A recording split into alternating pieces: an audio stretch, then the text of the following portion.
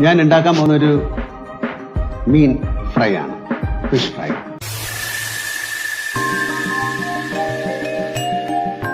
ഒരു 3 സ്പൂൺ മുളക് പൊടി, 1 സ്പൂൺ കുരുമുളക് പൊടി, ഒരു 1/4 സ്പൂൺ മഞ്ഞൾപ്പൊടി, ഒരു 1/2 സ്പൂൺ കായപ്പൊടി, ഇഞ്ചി വെളുത്തുള്ളി മിക്സ്.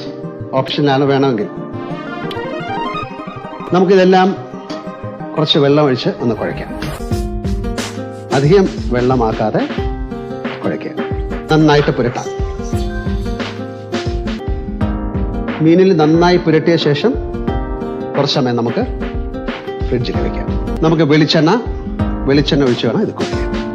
കുറച്ച് കരിവേപ്പില, ഒരു ഫ്ലേവർ.